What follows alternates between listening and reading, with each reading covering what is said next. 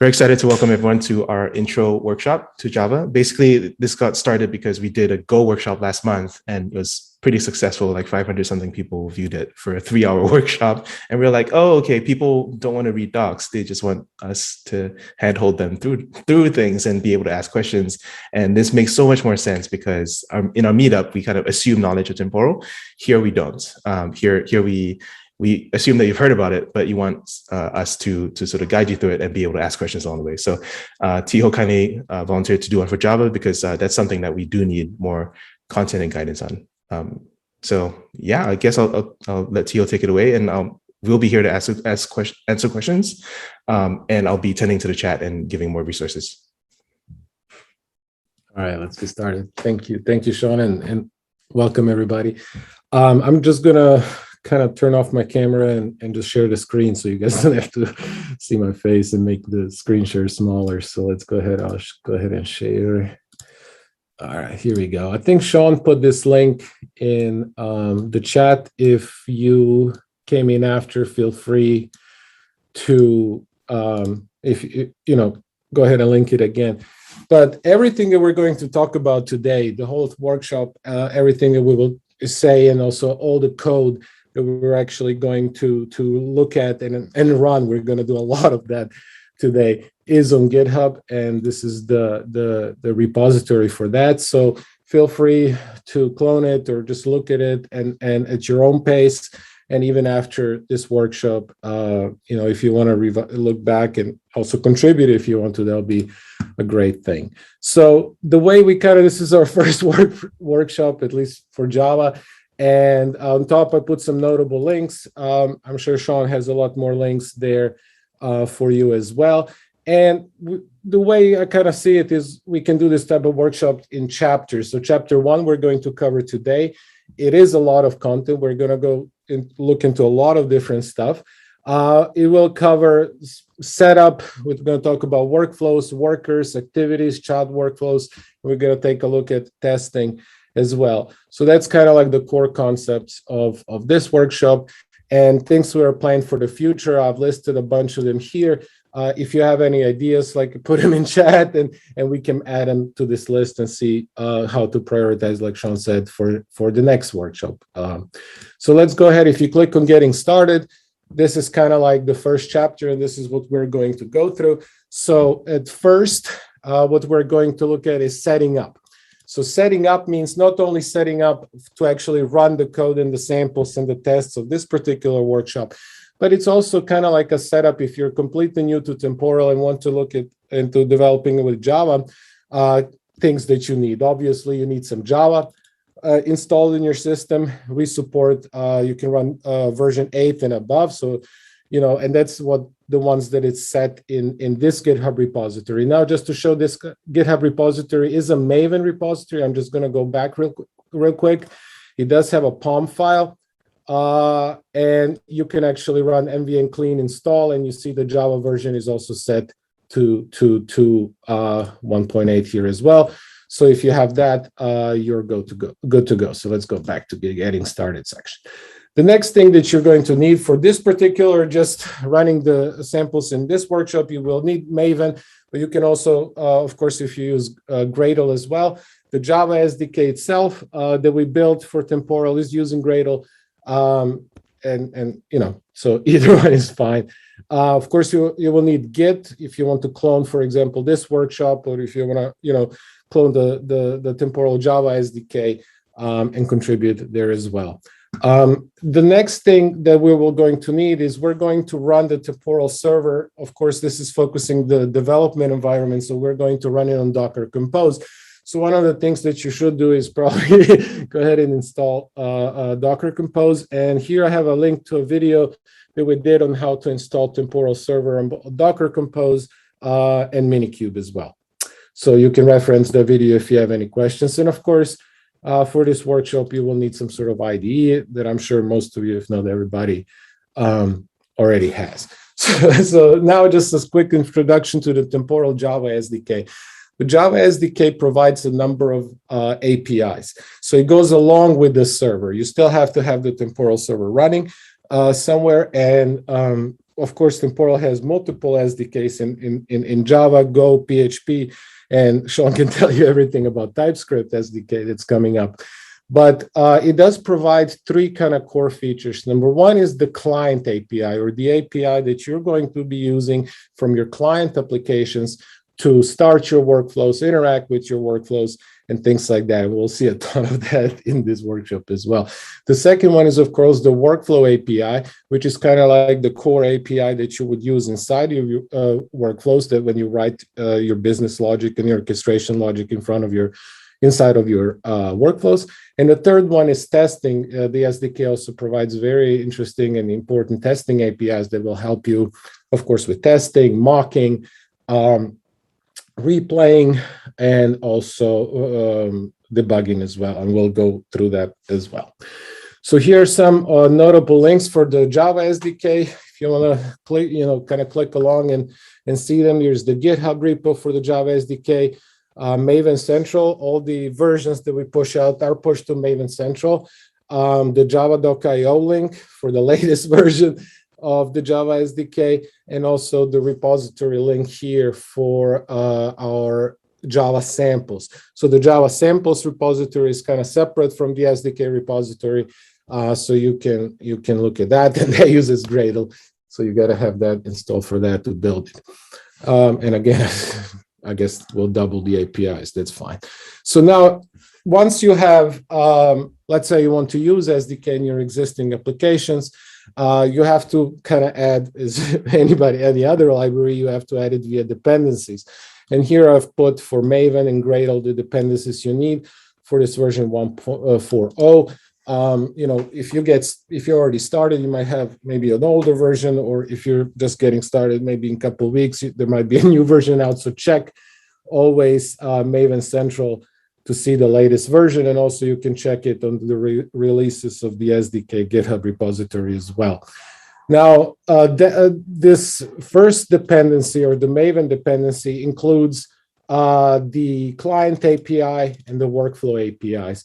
There's also dependencies that you'll need to plug in for testing. And the first one is, for example, temporal testing, which is the core dependency for the testing APIs. And also you have two other ones, depending on the JUnit version that you use. You can either include JUnit 4 or JUnit 5, and that will give you different types of helper methods and things that we will look at in order to test your workflows and activities and everything else.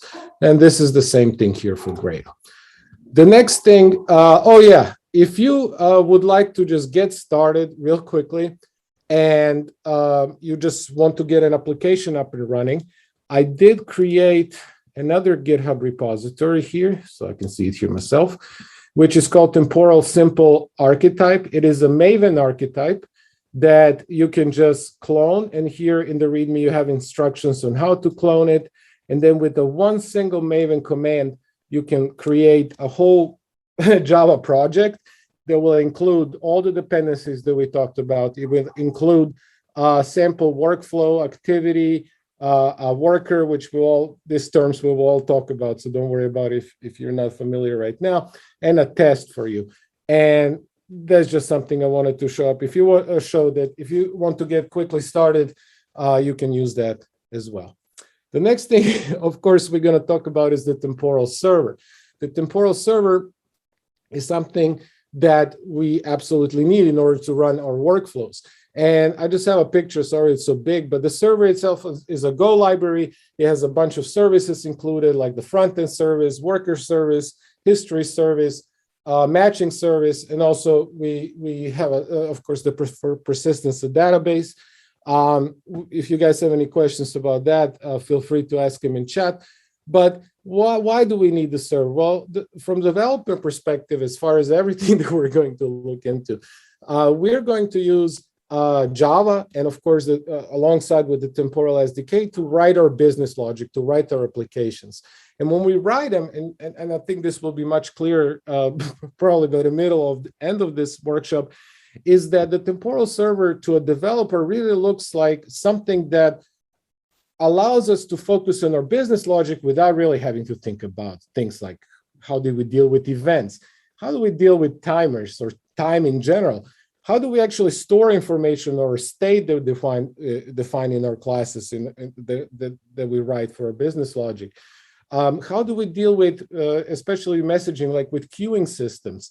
And how do we get things like analytics or metrics for free without having to try to either write it ourselves or do things like trying to plug in different types of things that exist and trying to fit them within our system or what we're trying to build. On top of that, we really don't have to worry that these timers, events, storage, and queuing systems are fully transactional. And that is one of the things that's probably very hard to do. Maybe we can all, in our custom application have all these things, but then how do we make sure that every read, every write, every update, every state change that we have is fully transactional across all of our systems that we're trying to use and run. So the temporal server, go ahead. Before you move on, we have a question in the chat. Sri, do you want to come ask your question, or I can just read it out for you? Yeah, sure. Hi. I was wondering if we can. You said that temporal server has the DB size, transactional DB, where it stores some information of these queues, I guess. Can I replace, and I have a near real-time service where we are using Kafka streams. I was thinking if I can replace those Kafka streams with temporal queues. Is that a right application for this, or are temporal queues designed for different? Well, thank you for the question. And if you don't mind, if I don't answer that right away, because there is a section on the bottom when we get there that specifically will kind of run into that. Sure. And then I will bring back your question and give you a proper answer. Is that okay? I'm sorry. Yeah, sure. No worries. Yeah. Awesome. All right. So anyways, the temporal server, we will talk about scale. But some of the noted points, we have tested up to 100 million workflows concurrent execution. We will talk about what we mean really by that. Of course, depending on your setup and how your infrastructure, this can vary. One of the things that we will see that's also important, the server actually does not execute your application code directly. And one of the things that hopefully we will see throughout this workshop, it really guides its execution. But all your code that you write, such as your workflows and all the different things we will look at, actually is executing on your local premises and your local machines. And one of the things that I added here is the GitHub repo for the temporal server. So if you're interested, everything that we do at Temporal is open source. So every single part of all of this is exposed in open source and MIT license. So here's the repository. You can go ahead and clone it, contribute to it, and whatever else. Now, let's one of the things we have to do in order to, for workshop or even running Temporal locally in your development environment is go ahead and run it on Docker Compose. And the first thing, this is the commands that you can execute here. Basically, you clone our repository, our Docker Compose repository, you CD into it, and you run Docker Compose up. Now, we have a number of different Docker Compose files that you can use. One of the one that we I'm running here locally, and is a Docker Compose using Cassandra as the database and Elasticsearch enabled. And because some of the features we'll show today in the workshop are related to this thing called search attributes, which are exposed via through Elasticsearch. So we're going to run some queries against our workflows. We need that enabled. So you can look at the different ones there. Now, so here, I guess that's the note here I put there. So I put also some notable links. This is the link to the Temporal Docker Compose GitHub repo if you're going to run on Docker. Now, we also have a Temporal Helm chart repo, and that exposes a number of Helm charts that you can use to run your Temporals or help you to run Temporal Server, Minikube, and Kubernetes as well. Now, there is also a video that we created, and I have a link in there. Again, I guess that's the same one from before, where we explain how to set this all up.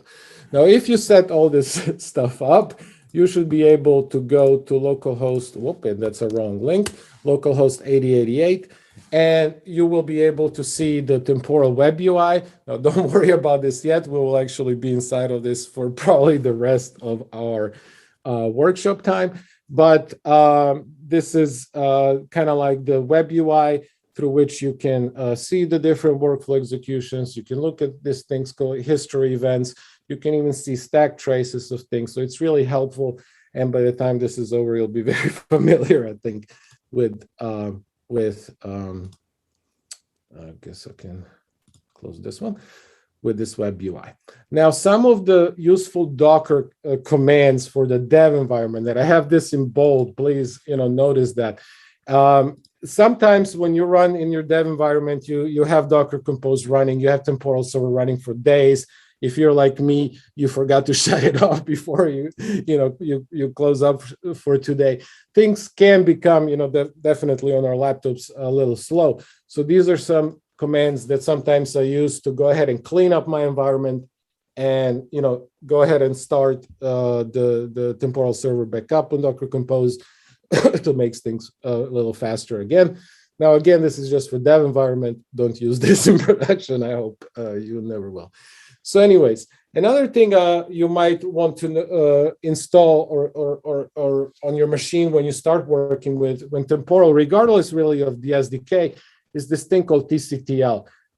It's a CLI basically for temporal, and I have a link to the documentation, and you can install it if you're on Mac, like me. You can install it via Brew, and here's a link also to the documentation and other ways to install it.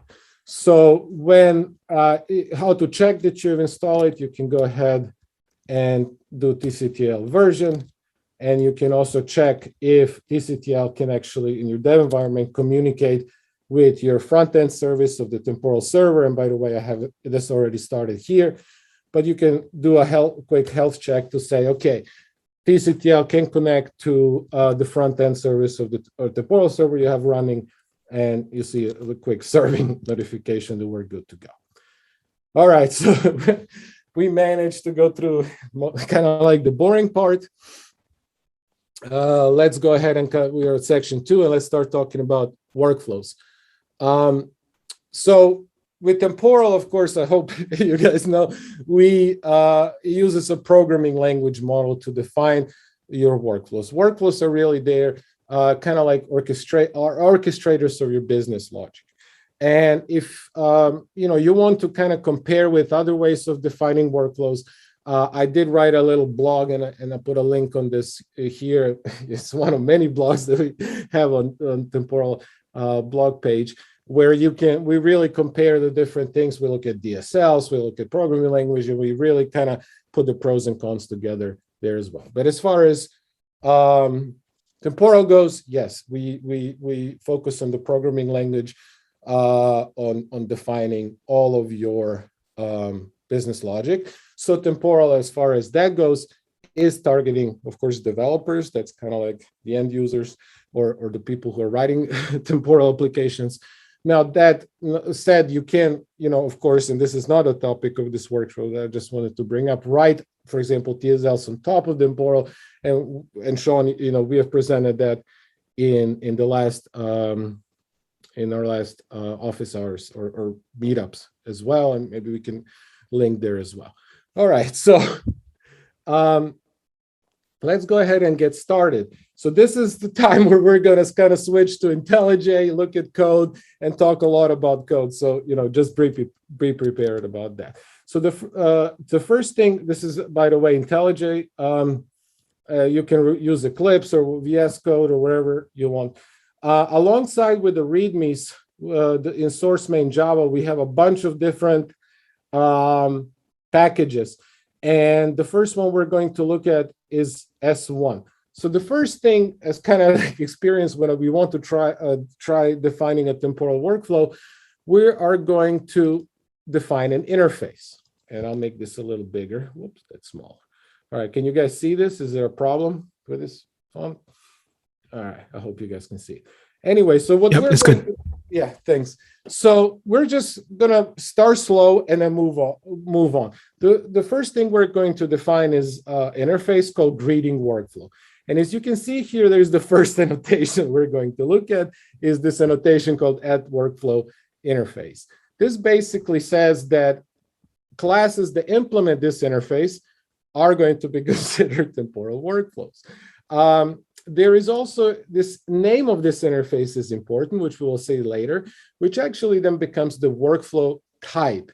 It's a type that describes a workflow. It doesn't fully describe a workflow during its execution, but remember that it is something called a workflow type, and we'll see it also in the web UI and stuff like that. And we can also interact with workflow executions via that particular type as well. The next annotation we're going to look at is this, method definition in our interface, which is annotated with that workflow method. This is very important for workflows. There is no main method. There is a workflow method.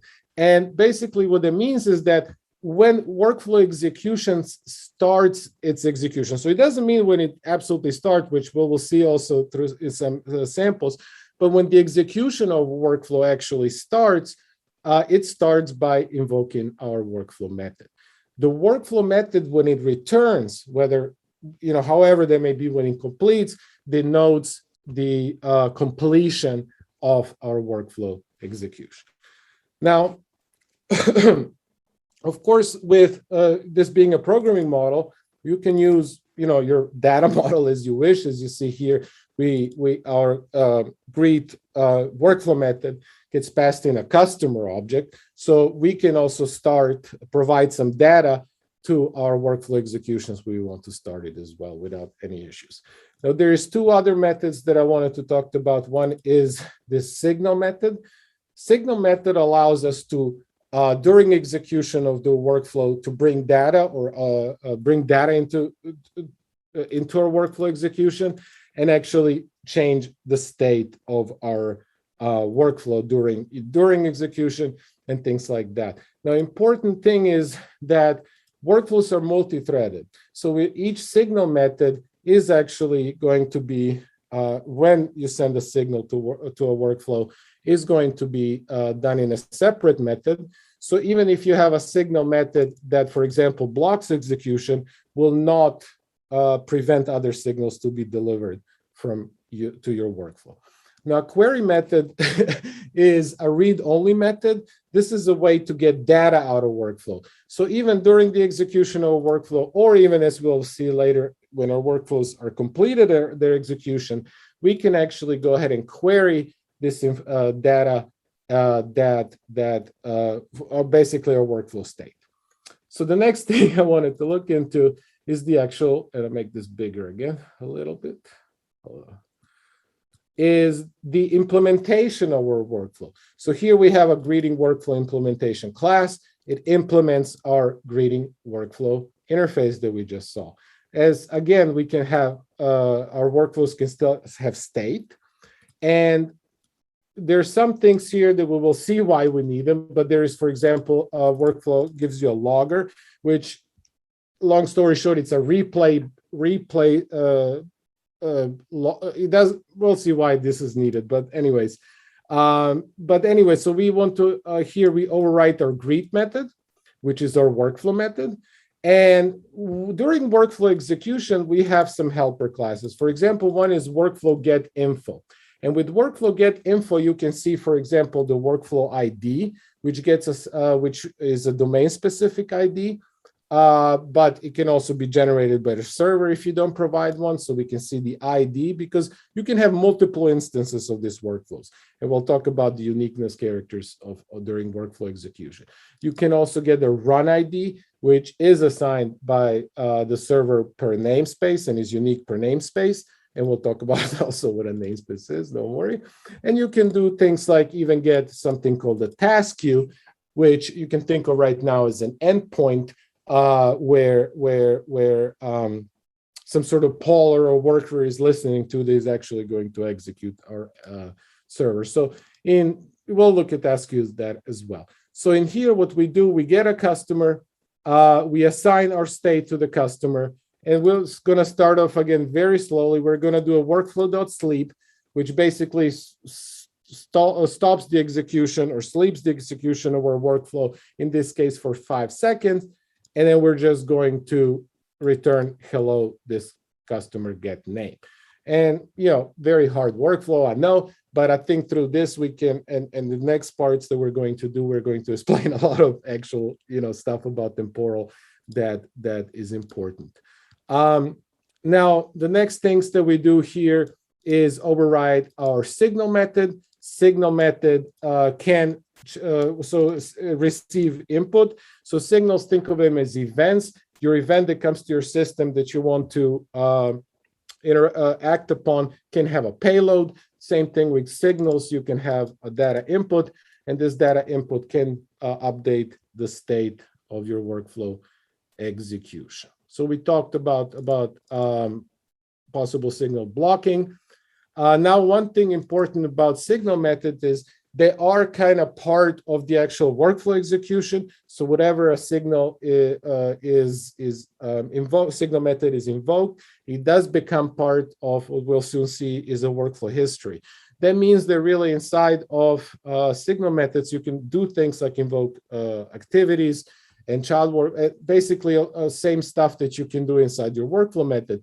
We'll also talk about why this is probably not the best thing, especially when it comes to error handling and stuff like that. It's much easier to do that inside of your workflow method in your signal methods.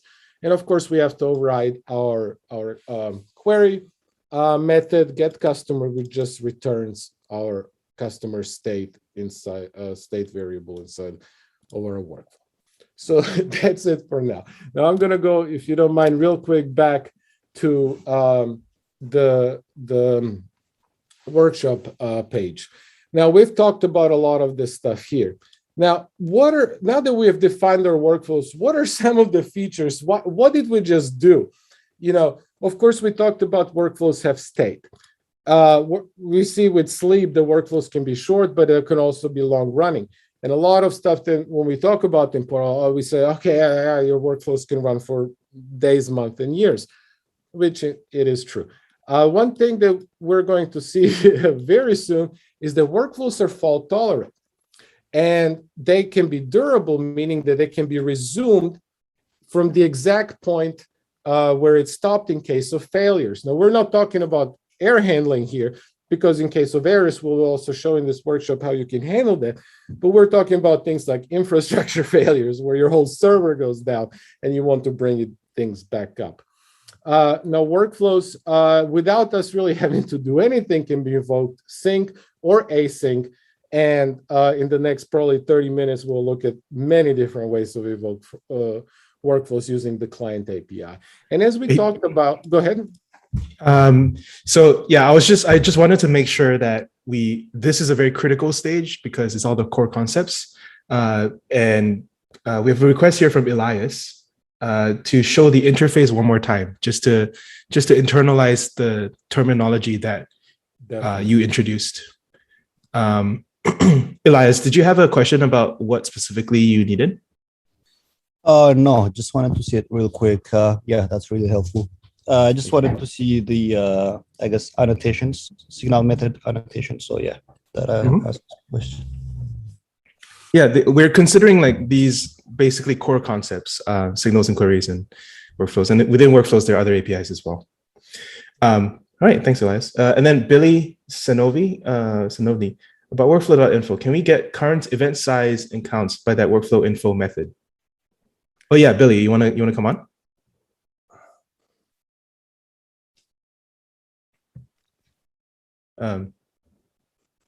No, I just to kind of answer by event size. Did they ask for current event size, or what was the question? Sorry, I couldn't really understand.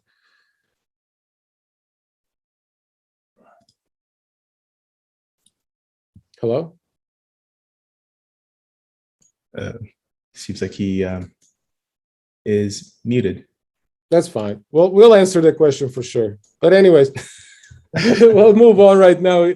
But yeah, that question definitely. Please keep them and then we'll when they come back, we can definitely go ahead and answer them. Maybe I'll say a little bit of this. Maybe he's talking about, so there's an event history, and you can definitely query the event history. I'm not sure if there's an API in Java to do it. Is there? Because I found there is. Yeah, right. So maybe that's what he wants. But if you want total workflows running live, you need visibility. So within a single workflow, you can see the history. You want across all the workflows, that's a different system altogether. Yeah, and we will look at that. We actually in this workshop will show a class that does exactly that, meaning that it will list all the workflow executions regardless of its status, that being running, or we will actually look through all the statuses as well. So anyways, so one of the things I wanted to talk about is a lot of times we talk about durability of temporal workflows, and we always talk about how they can be resumed after failure. That was really from when I started working in temporal very interesting for me, and I wanted to learn how that's actually done. And then I came upon, and I hope you guys don't mind, a link to the community forum. And specifically, I'm going to link, and if this person, if you're here, thank you so much for asking that question, because hey, you created some content for this workshop. But the question here that this person is asking is, okay, I can imagine, for example, if I had a workflow that's like a single threaded and it's a pipeline, and I stop at some point, okay, maybe there's some tools where I can resume it after, for example, an infrastructure failure. But this asks basically, hey, how do you guys do this? And I specifically ask for a question about a loop. We have all written for loops, right? And we're looping through either like a set of customers or a set of files or a set of something in our system. And the question basically said, if I had a for loop from one whatever, and I am inside this for loop, it's working, and my JVM or my application crashed in the middle, can actually temporal resume from the exact position inside of the for loop and allow me to finish my workflow execution? And of course, Maxime, and guys, please join the forum. Please ask questions. Maxime answers everything, and of course, we have a lot of people helping. But if you really have questions, whether that be just starting out or using temporal already in production, the forum is really kind of a tool that you can use to really get your questions answered. Now, the answer, long story short, is the answer is yes. So you can resume in this particular execution from a loop. But what I thought is, okay, I'm going to take this to the next level. And what I wanted to actually see is, can actually temporal be durable across SDKs, across programming languages? So and one thing I wanted to show you guys is, and this is also as part of the workshop, and I promise this is the only part where we're not going to talk about Java the whole time, is up here in the top directory under notify user PHP. I actually went ahead and wrote a little PHP workflow.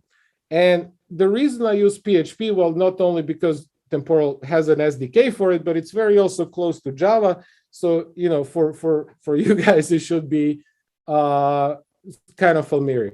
But this is kind of the similar workflow as what was asked in the community question. We have some state. So we have a customer count, right? And then we have in our workflow method, we have a for loop, and we just increment this customer. We say print notification. So we feed this workflow, let's say 10, or, in this case, yes, it's 10 customers. And then we're going to actually sleep. This workflow, the timer is the same as the workflow, the sleep that we have seen. So let's go ahead and start this workflow. And I hope here I'm going to, let's see if I can actually find it. All right, so the first thing, this we're gonna do in Java. We're gonna start some sort of Roadrunner server specifically for PHP that's going to kind of set everything up for us. And I'm going to use my PHP skills to start our PHP workflow. And here we can start seeing notifying 1, 2, 3. And let's say around 4, my server crashes, right? So what happens if we go actually to our web UI, we can see that we have a running workflow, and we'll talk about, things like workflow ID, run ID, and all this stuff as well. But I have a workflow that's still running. So number one thing that we learn now about Temporal, even though my server crashed, so which meaning the execution of my workflow on my local machine was abrupted, on the Temporal side, this is still running. And now what do I do? My server crashed, my PHP stuff is dead. What am I supposed to do? And one thing that we can do here is if you go to the source main Java intro package, there is actually a way to do it. So what I did is, okay, fine, I'm going to write the same workflow, which has basically from the interface perspective, the same name, so the workflow type, and it has the same name for the workflow method and the query method in this case. And I'm just going to try to continue this execution. So let's see what we have here. Now, see, I see if I can make this bigger. We have Java notification 5, 6, 7, 8, and it should be 2 more, and 10. At which point our workflow should be completed because we passed originally from our PHP application 10 customers to loop over. So what I just wanted to show is here we got to 4, and here we continued execution to 10. And if we look at our web UI, our notification accounts workflow, which was, we had issues with, let's say this was some mission critical stuff, we were able to complete it using Temporal in a completely different programming language as well. Now, one of the things, if you remember from this workflow, is that it had some state, the customer count. What we can say is, okay, fine, Temporal was able to resume the execution from a particular point in the loop, inside of our for loop, but how about the workflow state? Well, here we have a little class, and we'll actually look at all of this code. Don't worry, guys. I have to make everything bigger. That basically, okay, we have to get the workflow ID. So this is the unique identifier of the workflow. We can pass it the workflow ID. And once we do that, we can use our query methods to actually get the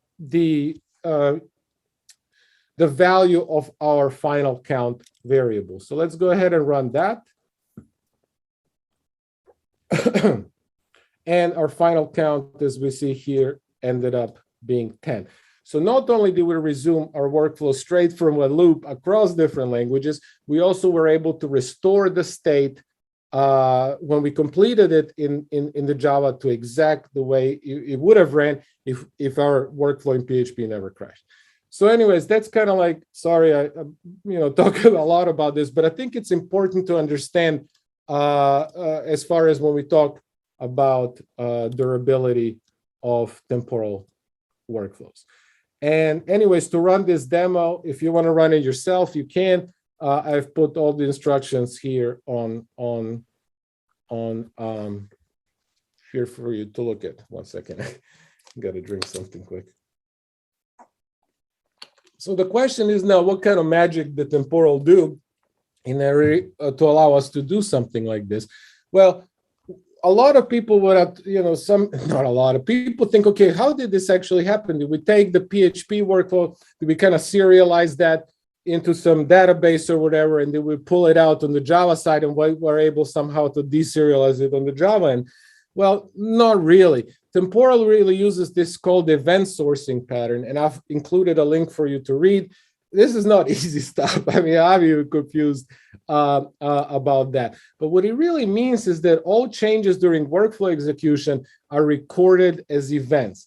And just to show, go back to the web UI, one of the things we will look at a lot is this type of event history. So here we see under history, we see every single event that happened during the workflow execution of the workflow we just ran before.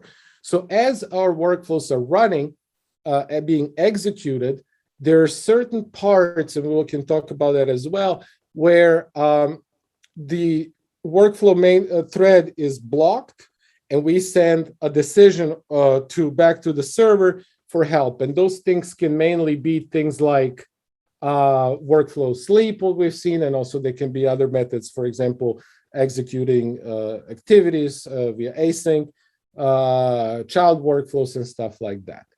And once we, even though workflows are completely multi-threaded, like we said, even, you can have multiple threads running in a workflow. And even we said each signal method is running its own thread. With cooperative multi-threading, Temporal allows us to really build this workflow execution history with matches completely as to everything that happened during the execution of a workflow. And that includes things also like inputs to the workflow, which will specifically get serialized, inputs to our activities, child workflows and stuff like that. So what we really did when we resumed the workflow execution from the Java workflow, we were able to replay via this history our Java workflow to the exact point where we failed on the PHP side, and we're able to resume from that and complete workflow execution. Now, I guess I don't work at Hogwarts, but magic does come at a price. In order for this to actually be possible, workflows have to be this thing called deterministic. And what that means is that basically the execution of our workflow should really only depend on the data input that it receives, right? So one of the things that also comes with that is workflow APIs, or the code that we write inside our workflows has some sort of implementation constraints.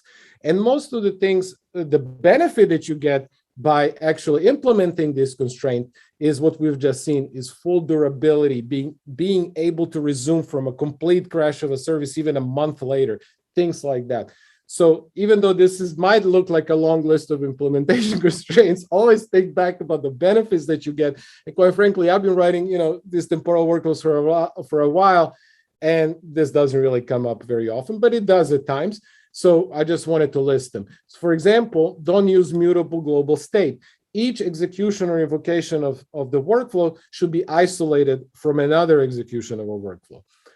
Don't use explicit synchronization. Allow temporally to manage the threads and the synchronization of your workflow code without you having to think about it. Don't use static fields. Again, this has to deal with having multiple instances of the same workflow definition running, but Temporal does provide things like workflow local and workflow thread local to mitigate this particular issue. If you're looping through lists that are important for the workflow execution history, let's say we're looping through 100 customers and invoking things like activities, which we will look at, use a synchronized list, because that will assure that during replay or even during a crash and a replay later, like what we've showed earlier, this list will be iterated in the exact same order it was before as well. So, I mean, that's our unordered collection. Sorry, I jumped the gun. Synchronized list, again, because of synchronization. For non-deterministic functions like random numbers, UIDs, things like that, where we all write in our code, Temporal does provide alternatives like workflow new random ID and things like that, but also workflow those side effects. And I'll put a link in there for you to kind of figure out what that is. But basically it means if you have some non-deterministic code that's based on, for example, system time or some randomness, things like that, you can still use it, but you have to use the API provided by Temporal. This is inside of your workflow code only. When we talk about activities, it's much simpler. Again, because don't use Java threads, but we will see things like async function, where we start invoking our activities and child workflows async way. And there's also async procedure that you can use to define asynchronous invocations of things. And also don't use thread or sleep, which is pretty bad inside of a workflow, but I'm not happy about that, but use this thing called workflow sleep, what we talked about. And I'm just going to talk for a little more before we jump back in the code. Don't worry, guys. So what about scalability? So this kind of goes back, I think, to the question it was the person asked before about Kafka and eventing systems like that. When you start writing these types of workflow solutions, in order to reach scalability, now again, Temporal runs at you can run in a massive scales, and I think Ryland and Sean, I heard Ryland was here, can really tell you a lot about existing customers. They're using Temporal at a very high scale. He knows that information and can explain it. But you have to make a choice. The scalability factor, you can either scale out on a single workflow instance, so you can throw a ton of hardware at it, or you can scale out by the number of workflows. And Temporal scales out with the number of workflow executions or instances. And we tested up to a couple 100 million open workflows that run at the same time. And there's also a blog post where Maxime says, yeah, this can actually go much higher, but this is kind of like what our testing limitations currently are. And Temporal does not scale up to the size of a single workflow execution. Now, what does that actually mean in terms of limitations?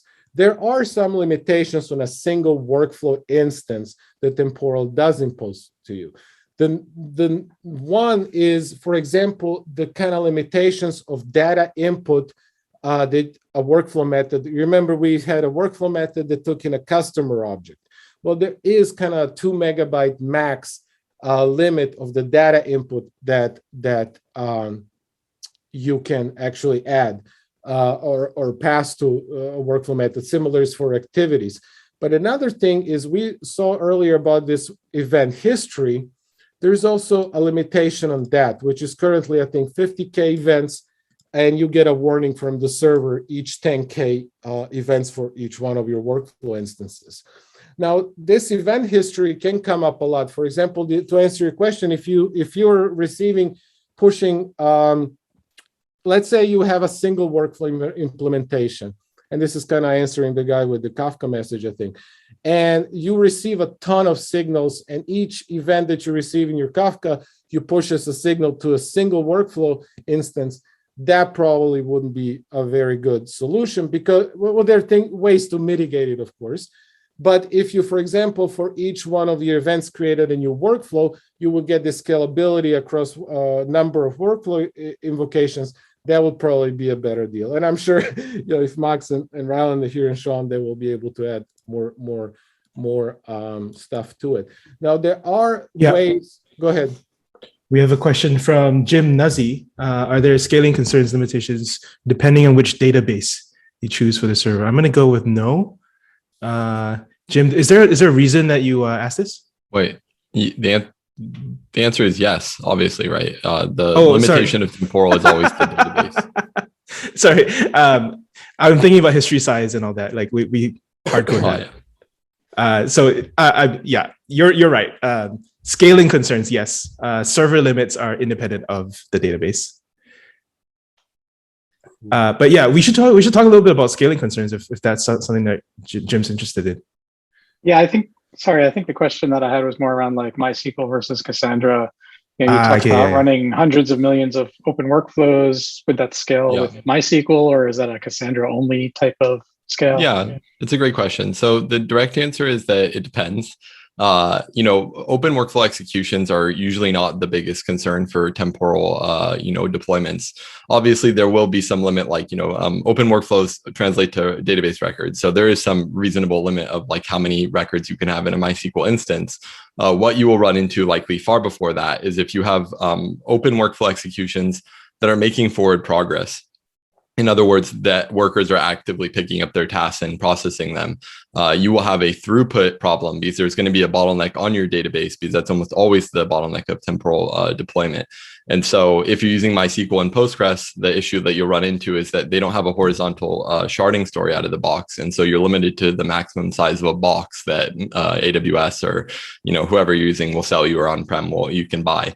So that is the limitation to be aware of, is that there's like a throughput bottleneck on the database eventually. And unless you have something like Cassandra, which can horizontally scale, you will run into that at some point. All right. Cool. Yeah, that makes sense. I have one quick question. On the task queue, are there any queue size limitations, like the data that can reside in the queue? I honestly don't know if there is a limitation on that. Those are task queues are dynamically generated, and I don't know, honestly. I can take that one. Yeah. So the answer is not exactly. So there's a limit on the maximum size of a payload that you can actually, send to the temporal service. And so there's an inherent limit on the size of any individual thing that's going into a queue. I do not believe that there's any sort of notion of like a length limit on a queue. It's not something that's even really exposed to users or would probably ever practically get hit. There is a concern if you have a lot of work that's being done on a single task queue, and like most people, and I'm serious, even like really big users usually don't have to worry about this. But sometimes if you're doing some interesting stuff and you have a lot of stuff going through a single task queue, you will have to partition that task queue. So that way you can have more throughput on it. I see. Thank you. Yeah. Can temporal catch workflow cycles? Raghu, you want to ask your question? We said, right, like it has to be deterministic, right? Is it deterministic with respect to the state that flows through the workflow? Like, can there be? It can be whenever we have workflow, there can be cycles, right there. You mean infinite loops? No. So basically, one activity method calling another activity method, and the same activity method calling the other guy. So there can be cycles, right, in that workflow. Yeah. Yeah, we'll look at that. But yeah, you will get a lot of times. The best way to catch non-determinism in your workflow is by testing. You will catch that, and testing will allow you. Of course, there are some edge cases, but even if an error happened inside of your workflow due to, let's say, a non-deterministic error, and we will jump back in the code right now, you will see that you will able to recover from that as well. So there is a chance, and a lot of people do run into that. Some people use like system time in their workflows or the kind of non-deterministic type of features, and you will learn as you go. When you get started, don't worry about it. Just follow those rules that we kind of outlined before, and as you go and as you write, more complex stuff, things will kind of fall into place. And definitely testing, but also the ability to recover from failure and be able to do that helps with that as well. Anyways, so I just continue during execution. I just put here a list of different workflow statuses. So now when a workflow execution happens, it's in the running status, as we have seen in our little demo so far. It can, when it's finished execution, it is completed, as we have seen here, the status. There is other statuses, for example, works can be failed, canceled, terminated. In case of continue as new, as we talked about, one of the ways to mitigate the history size limit, as far also child workflows are possible. You have a continue as a new status, and as we'll see, there's a ton of timeouts that we can set on workflow executions, child workflows, activities, and there is also a status for that. As far as if your ability to hold the information of completed or already executed workflows, there is this thing called a retention period with temporal, and what that means is that after this retention period, all the information about the past executed workflows is completely lost. The minimum you can set, and maybe if you want to do this in development, is 1 day. You can set this via TCTL. The max is really 30 days, and the default is 48 hours. So now that brings us, I got this section is going to take a little bit. Now that we've defined about workflows, to me, most important thing, how do I interact with this thing? We have defined our workflow interface, our workflow class, and what do we do? So basically where we're going to focus now is our client applications. Our client applications through the Temporal Java SDK, which provides, again, the client API, we can do things like start workflow, signal workflow, query, reset, cancel. We can search workflow, and other thing we will take a look in code today.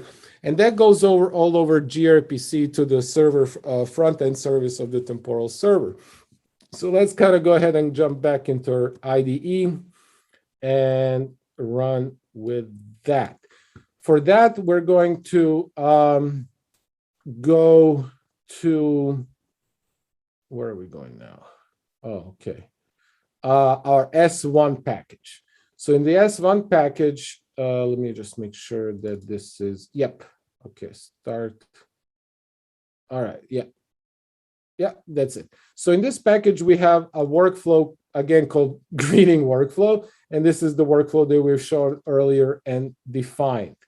In addition to that, we have this thing called a greeting starter.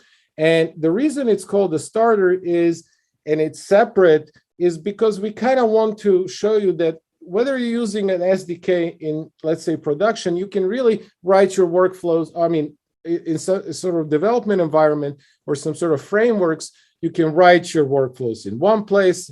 You can write your client applications maybe in a completely different type of application that's specific to your clients.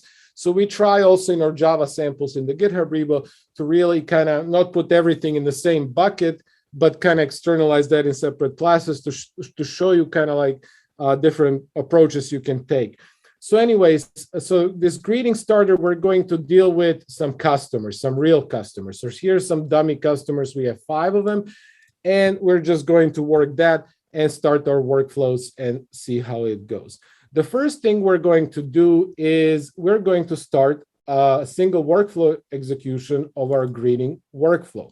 So for that, we use this thing called client stubs. Client stubs are kind of, you can think of them as proxies. Instead of invoking our workflow class directly or creating an instance, we're going to, through our client application, create a client workflow stub, and then we're going to do something with it.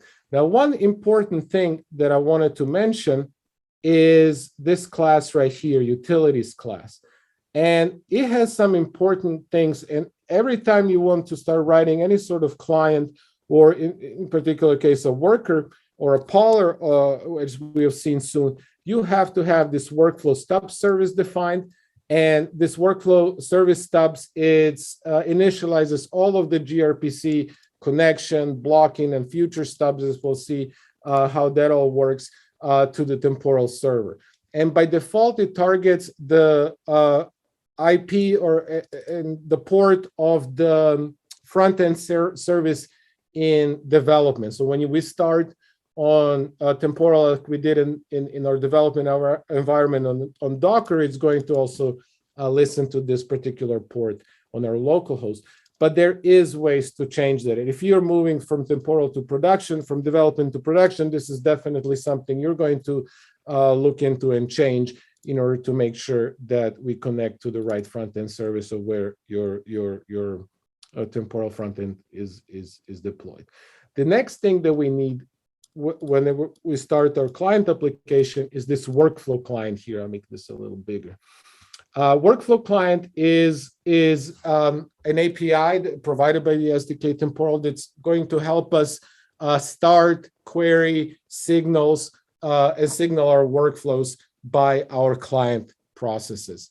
And one of the things I wanted to show you is going back here to our temporal UI is this thing called a namespace. Namespace in temporal is kind of like a unit of isolation. You can have multiple namespaces, but the general idea is that if you have multiple teams or multiple companies that they're trying to write their applications to the temporal server, you probably won't have each to have their namespace. You don't have to do that. You can all be on the same namespace, but there is a lot of times where you can run into this noisy neighbor problem where if one application gets slammed, that the other one might experience slowdowns and things like that. But when you start temporal server on Docker Compose, it will create this default, which is just a string name. Default is it's just a word, namespace for you. If you're actually deploying or trying to do this on using the Helm charts, you will have to actually create a namespace, first your namespace for yourself. I don't know if that might have changed, but when I ran this recently, you still had to use tctl to create the initial namespace. But anyways, so if your particular client does not want to connect to this default namespace, you can use workflow, and I can spell workflow client options. And you can see this workflow client options is, there you go. You can just pass them here and you can set the default. This is the default namespace, but you can set it to whatever you feel like or you have to do. So anyways, let's go ahead and go back to our starter here. So the first thing that we're going to do is create an instance and wait for results. For that to happen, we're going to create one of our client workflow stubs to our greeting workflow interface. And we are going to set domain-specific workflow ID. Now, this actually in the UI translates into the workflow ID column. And as you see here in our older workflow that we ran, we did not set a domain-specific ID. So Temporal Server is going to give you a unique one for you. Now, that is unique per your namespace as well. Anyways, but you can definitely set domain-specific ID that makes best for you. Now, another thing to talk about, we're not going to set it here, is workflow timeouts. There's two kind of core timeouts for your workflow invocation. One is your workflow execution timeout. If you don't set this timeout, the workflow execution is kind of forever. So that's kind of like the long running. It will run forever, but you can set the workflow execution timeout to a specific time. And if that is reached, that particular workflow execution is going to time out. Workflow execution timeout goes, and we'll talk about retries later, but just as a difference between workflow execution timeout and workflow run timeout, the execution one persists across multiple retries and retries. And also if you have, for example, the continuous new and stuff like that, but set workflow run timeout is a timeout that's specific to a single invocation of this particular workflow. Another thing that you'll see here is the set task queue method. So what we're doing is we're not really invoking this greeting workflow directly. What we're saying is basically we're sending a command to the server saying, hey, I would like to start an instance of our greeting workflow with this particular domain-specific ID and this particular timeouts, and there is more things and settings as well that we can look at. And I want to send it to this particular task URL where we said it's an endpoint.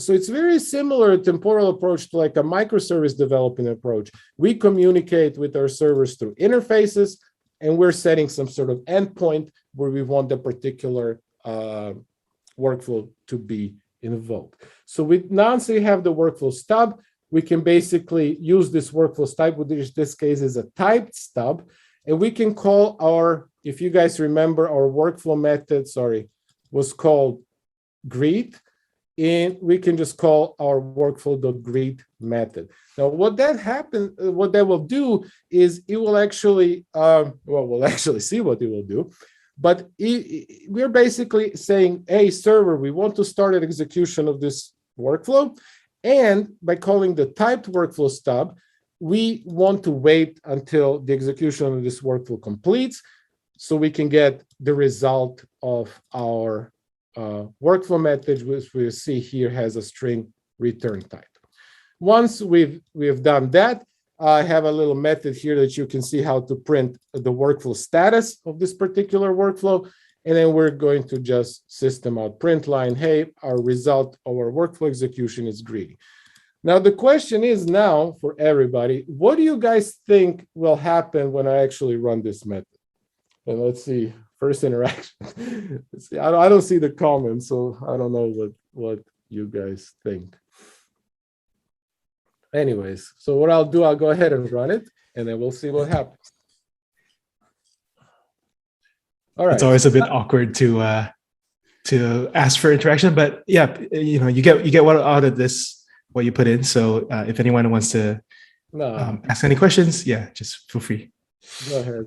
So anyways, what happened is we didn't get a result, but we did have in our temporal server, we do have a workflow instance, and it does say running.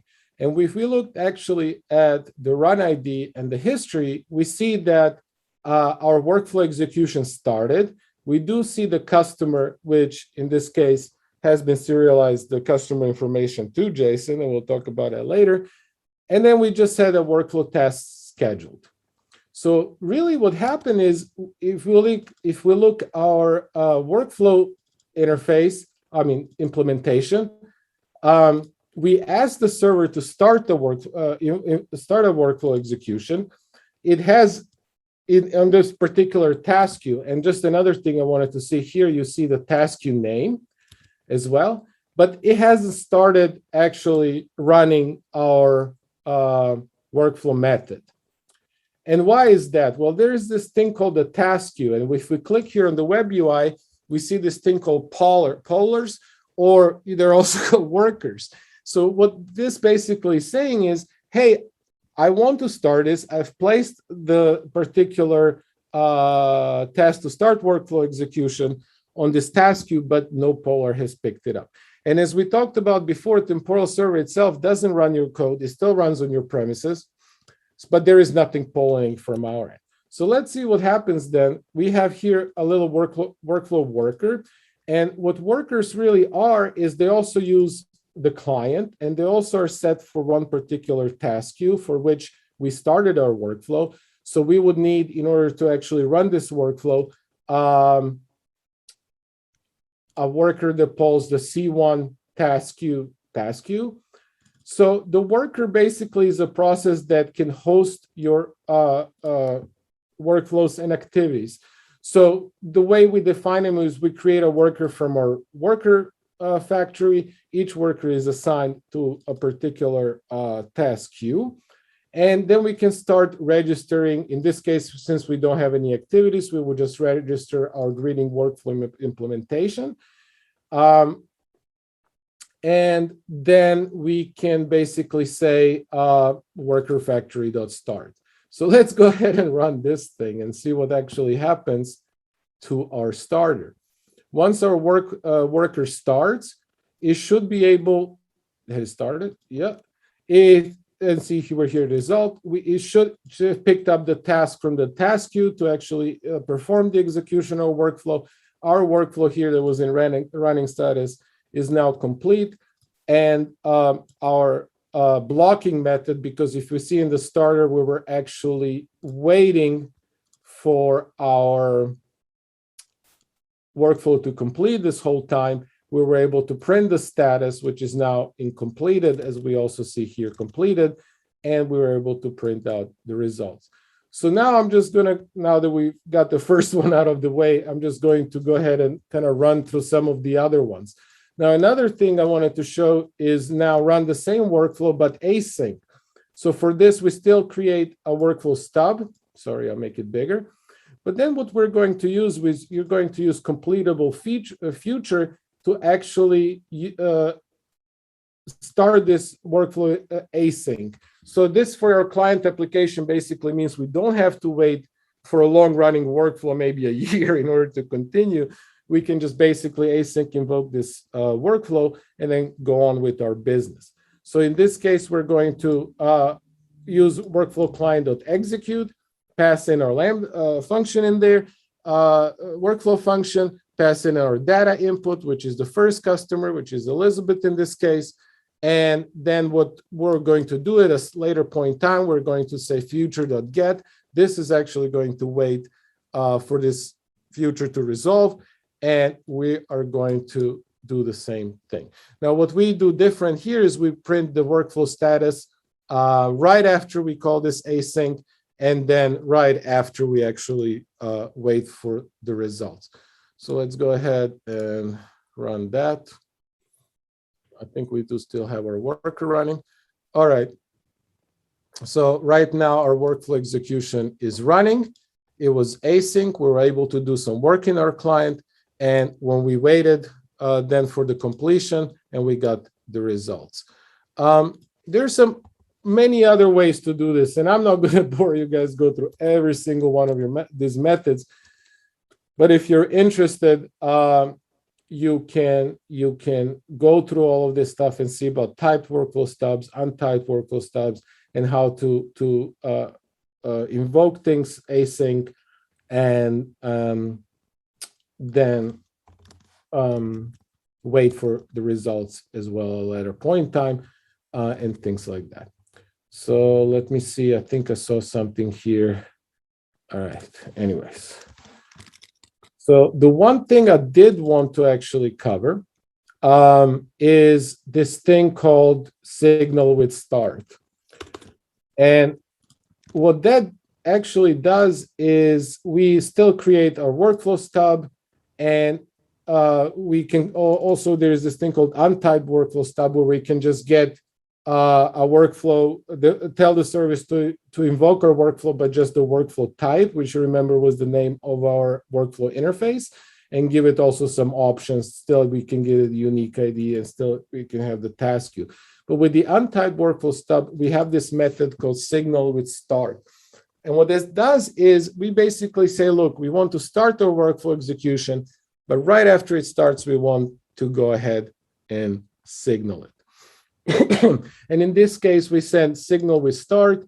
We call our signal method called set customer. Now, remember in our workflow, this corresponds to the name of the signal method. Now, this annotation does have a name property, so you could change it to my XYZ, and that, but typically, you don't have to do it because by default, it's going to be the name of the method, a signal method that you provide.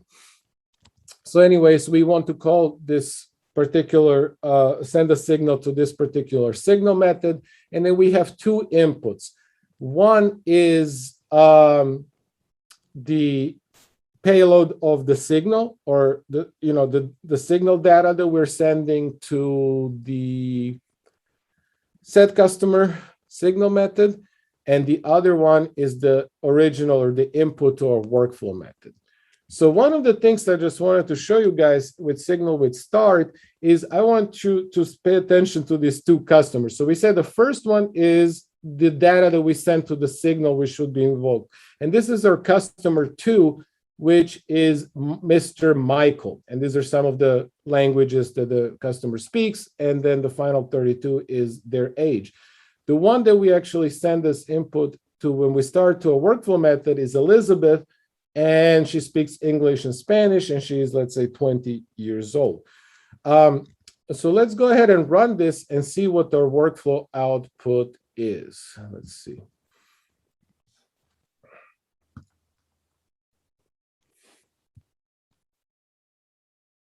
All right, so let's wait.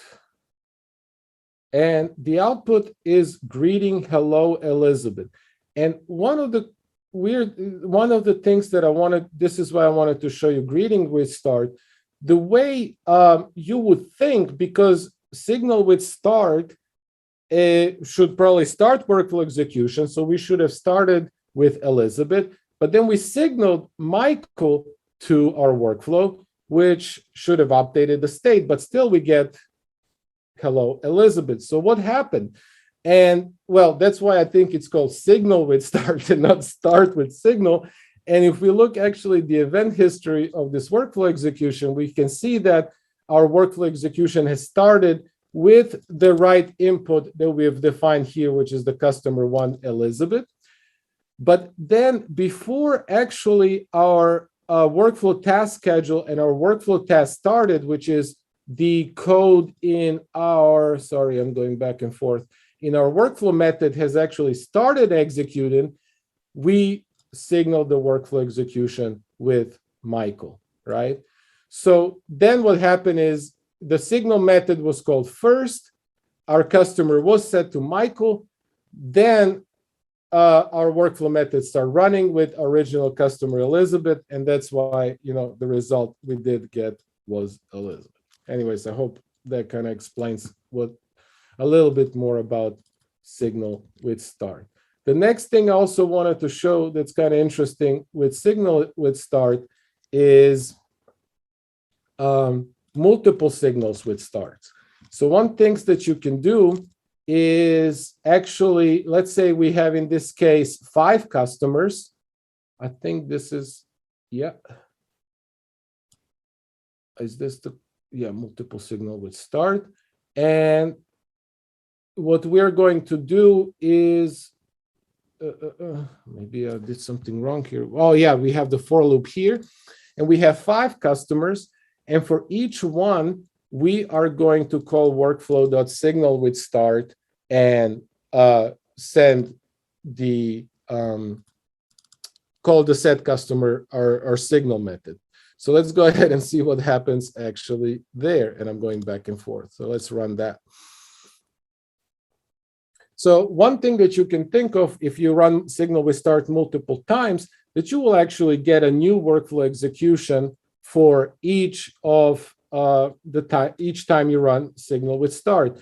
But if we look actually here, we only got a single workflow execution. And if you look actually inside the history, we can see that it was signaled for each one of the 5 customers that we called it for.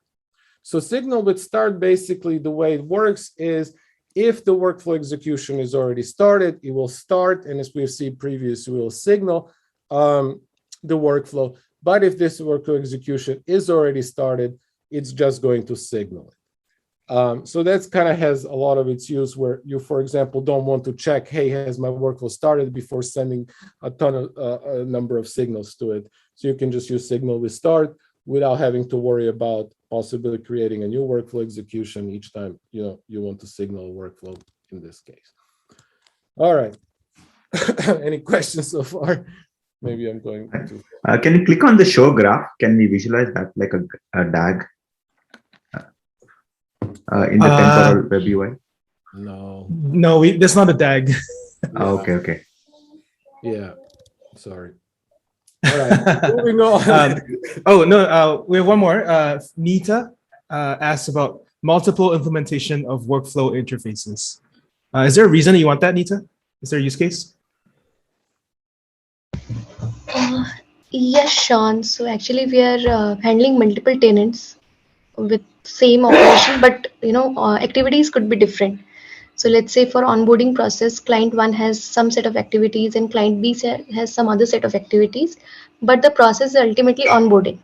So if we have a provision of having multiple implementation of that workflow interface, that would actually ease our job.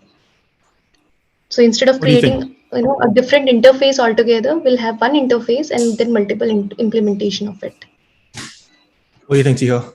I feel like there's a few ways to do that. Yeah, I mean, there is a little bit in the docs about that, where you can see how you can basically the workflow type kind of prohibits that a little bit, but you can just use programming language construct itself to, for example, have multiple interfaces and have them share a common set of functionality as well. But yeah, if you just, for example, don't do that, and you would have to be each interface has its own particular type of workflow, and you can't have multiple. If you try with a worker to register 2 workflow implementations, they implement the same interface, you probably tried it if you're asking the question, you will see that is not possible. So each worker can only host a workflow implementation of a single workflow type. There is some ways around that, even something that we might look into the next workshop called dynamic workflows and dynamic workflow interface that may help in your case. But yeah, check the docs. I don't have the link right now, but there is definitely something around that in the Java docs. I remember that talks about how you can extend the common functionality between workflow interfaces. Hope that helps. Okay, thanks. Thanks, remember. Okay. How you doing? Yeah. You need a break?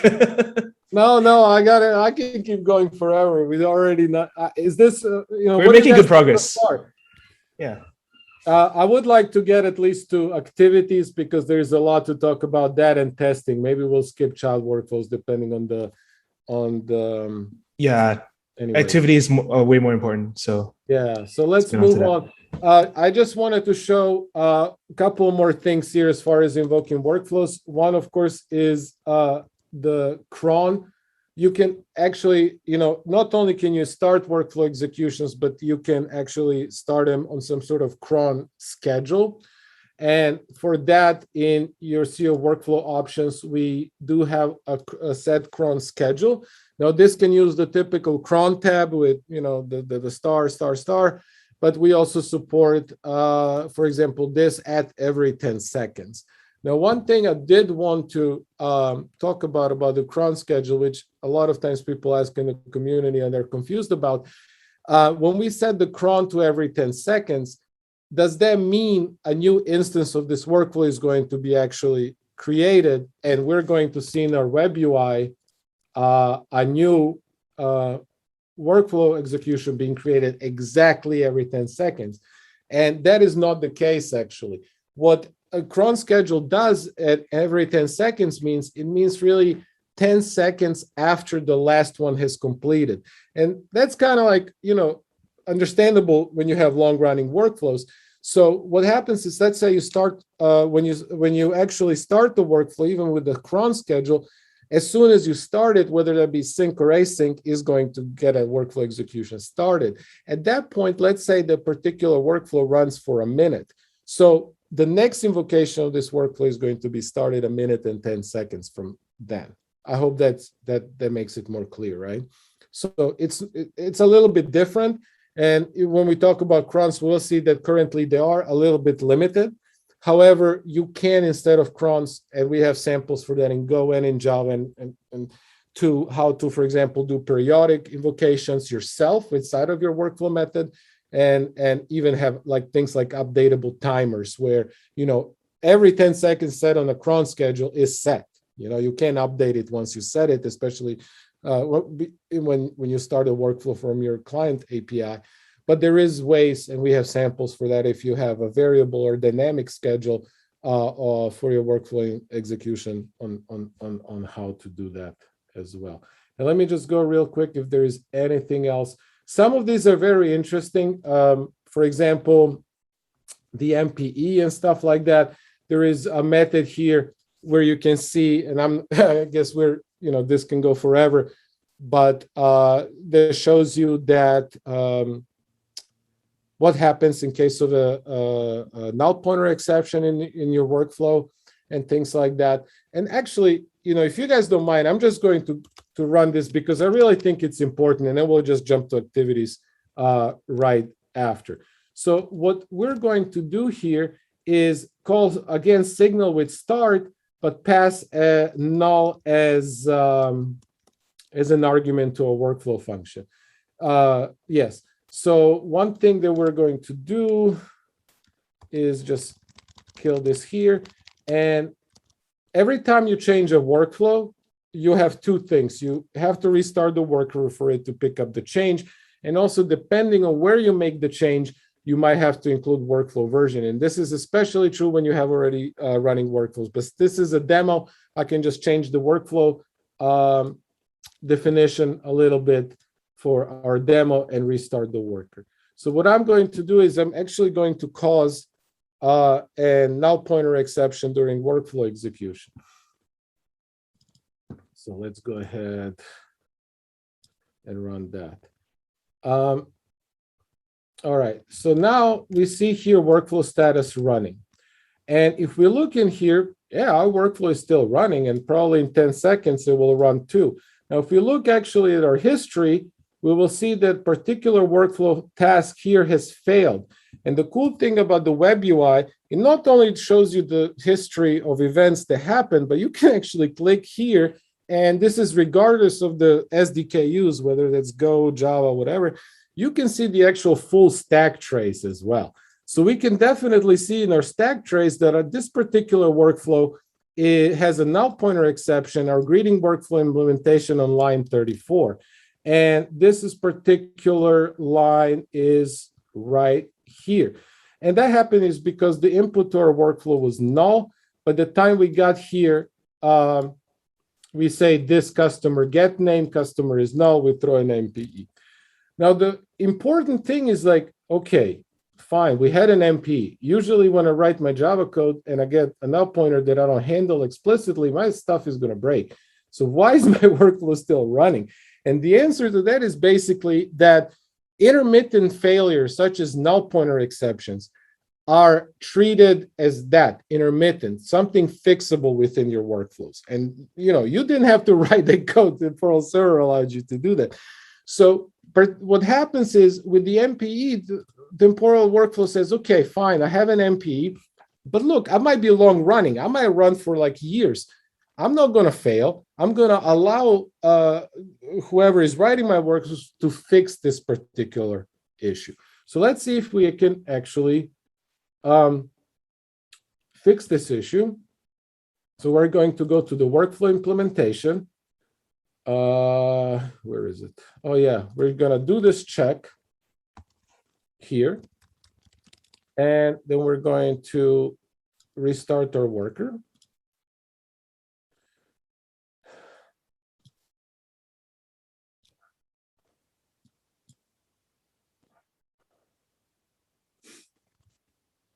And let's see what happens. I hope it, yeah, I don't know. Let's see if this is still running. Yeah, and our workflow completed. And if we see actually in our starter, we get our hello, Michael.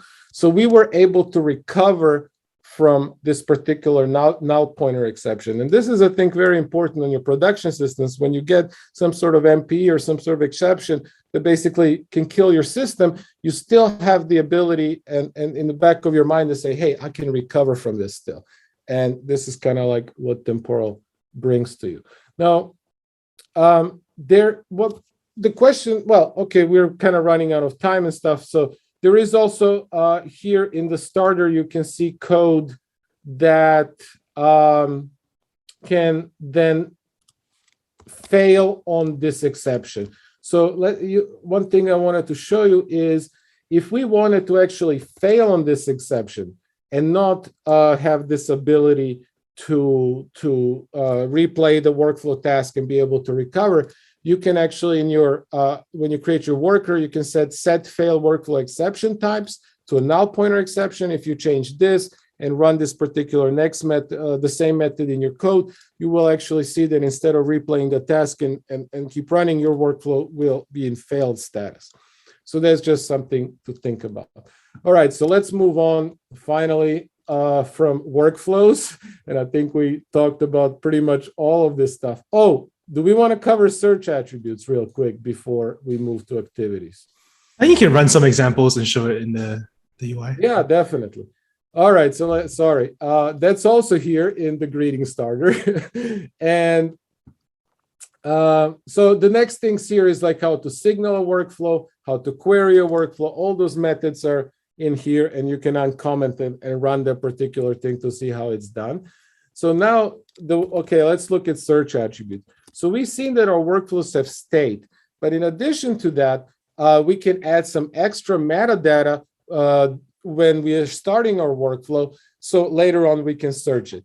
And this is called search attributes. And we got, Alex, he's like the master of search attributes. He probably can answer all your questions about that. But basically, the idea is that it uses Elasticsearch. So you can do queries against this metadata for workflows that are currently running and also workflows that have completed. That is up to, of course, what we talked about, the retention period of how long the actual workflow data is stored within the system. So let's take a look at how this looks. Oh, yeah. By the way, I wanted to show all the customers so far, we use the name, and that's basically it. But customers also have other information. So, for example, the title, the languages that they speak, and also their age. So in this case, we only have 5. In your case, you might have, millions of these customers. So you might have at any time millions of these workflows running. So the idea here is that we're going to start still our 5 workflow executions, but in addition to just the data input to our workflows, we're going to specify some parts of the customer objects as metadata that we can then search on. Oh, sorry, I'm going back and forth. It's hard. I never see this zoomed in, so it's a little bit too much. All right, so what we're going to do now is we're going to have a for loop, and for each of which creates a new instance of a workflow for each particular customer, but we're going to add these search attributes: customer title, customer languages, and customer age. But so when I run this, just FYI, I'm expecting an exception, honestly. All right, so what this exception is telling me, customer language is not a valid search attribute name. Okay, let's see what happens. So in search attributes, we can see that there are some predefined ones, and this is the TCTL command that actually run this.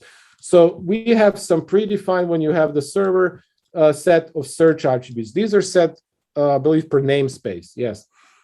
Such things like workflow ID, workflow type, some custom fields already, execution status. So out of the box, in your web UI, you can go to the advanced and say, okay, I want to see where all the workflows that have completed. Boom. I want to see all the, well, you can also say completed as well. All right, so which ones are running? None, because we don't have any running workflows. So you can run some search queries yourself. But in this case, we want to have some custom search attributes. So what we have to do is, again, via TCTL, I have to do this myself. Sorry, I haven't done it before, is I'm going to add the 3 search attributes that are required to run this particular sample. All right. So now that we've added them, and we can run this command again, and we can see that our customer language, age, and title are now our search attributes. So we should be able to, is there a worker running? Yep. Let me go just real quick, see this. All right, we got this thing here, fine. So we should be able to run our start with search attributes method. Oh, let me restart the work. Maybe sometimes it takes time for these search attributes to actually be registered with the, I guess, Elasticsearch, but let's try it. Let me just in case restart the worker too. And try it again. All right, so there we go. So what happened is, if you look at the web UI, we have actually created 5 instances of workflow, 1 for each customer. Now what we can do is we have these, where is it? Oh yeah, the util class. I think, let me just check where it is.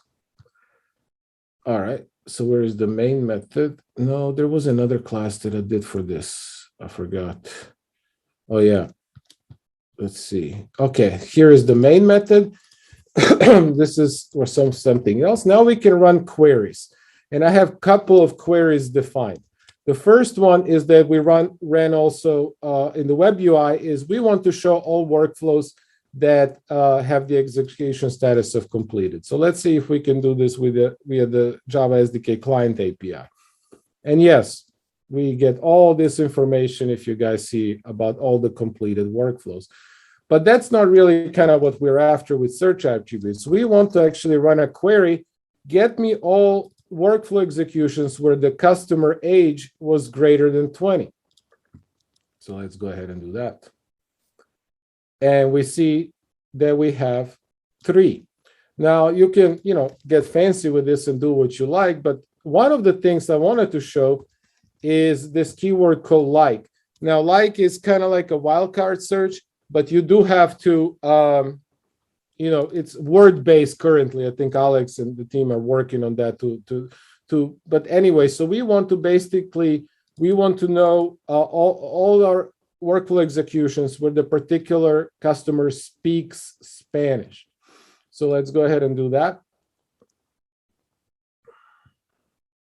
And we have 2 of them. I think one is Ivan, and then Elizabeth, who both speak English. So that's kind of like what search attributes. But now this is just a demo on a small scale, but imagine having, tons of workflows, and that should be helpful for that as well. Something, right. I'll just share something that was a wow moment for me. Usually you do these queries inside of the CLI or inside of the UI. I realized that you can query search attributes inside of the workflow. Yeah. Which means that you can query like, okay, things that are tagged for a certain type of customer or certain type of business transaction, and then do operations on those inside of your workflow. That's just amazing. Yeah, you can use the list workflow search API. Now, just one thing it's important is, like, again, you do have Elasticsearch. You have to have Elasticsearch enabled when you start your temporal server to run to run these queries.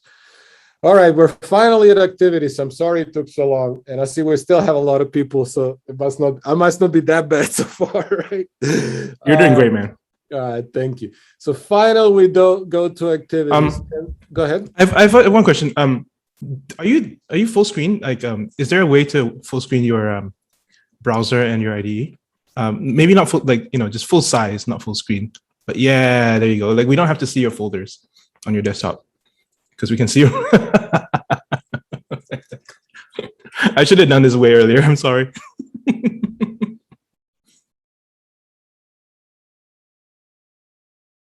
Tiho, you're muted now as well. All right, now I'm good. So right. finally, we talk about activities. And whenever I think about activities, after everything else we talk about is all I can say is, yay, we can finally use thread.sleep, But anyways, so I'll kind of to steal from my friend, the PHP master, Anton, from his show, recent talk is activities are kind of like your horses. They're, well, in Java, there are classes that are orchestrated by workflows, so you can invoke them by workflows, and they allow you to really do. That's why they're called, workhorse kind of thing, to actually do the integration code. So to use your favorite libraries, to call third-party APIs, to have code in there that actually invokes and interacts with a file system, databases, etc., etc. There is a lot of activity options, and this is one thing I wanted to show you also. I haven't done this before. Right here, we do have a GitHub project called Temporal SDK Options, and we're moving this to our temporal docs right now. But so this might, we'll move to actual documentation, and I think the work of those they started. But here is a list that you can see from all user exposed options per SDK. So if you're not into Java and tomorrow you want to check, PHP, you can see the activity options there as well. But anyways, so there is a bunch of different options for activities. Important thing that we will look at is they can be also invoked on different task queue than your workflow, but the default they are. But you can have a fully distributed systems with workflows, with activities, with child workflows, blah blah blah. Now, unlike workflows where we can, we didn't get to that part, but workflows are not retried by default, and we kind of got into that where when we got the MPE, the workflow would just replay the workflow task, but you have to actually set on workflows your retry options. Without them, it's not going to be retried by default. Activities have a different mindset, is that without setting any retry options, or wanting, not setting anything in your configuration, retry activities are going to be retried. Now you can configure that, you can disable it even if you want, but by default with temporal activities, you do get automatic retries. And there is a bunch of different activity timeouts. And here is a video that you can click on the links to Maxim's video, right, that Sean, that he really explains those activity 100 times better than I ever could. So make sure to check that out as well. Now, activities, they can be, of course, inside of workflows executed in sync or in parallel, and we'll see samples for that. And just like what we've seen in our workers, we have to register our workflows. We also have to register our activities. Now, there is one big difference that I wanted to make sure that we understand. And when we go to now our second package, let's just make sure our stuff here is no longer running for the last one, is when we look at our worker here, I'll make this bigger again, and I'll make this bigger for Sean too. Sorry, Sean. this is what we had so far. We just registered our workflow, which is the workflow implementation of the class. When we register activities, we actually register an instance of that activity, all right? So what that really means is that since you can have multiple workflows calling these activities and multiple times, that all are going to use this particular instance that we register with our worker. And probably if you get anything out of activities that you remember later on today, remember these activities have to be thread safe, right? Because you're reusing the same instance of this activity between multiple calls to that particular activity. Make sure that they're thread safe and you don't get any issues with that. Determinism is not really a big problem with activities. You can update them without breaking the determinism. So updating means the logic inside of your activities. Just like with workflows, the inputs and outputs of activities are recorded in event history. And one thing that I'm not covering here, but for long-running workflows, activities can heartbeat. And you can look at, we have examples, we have documentation.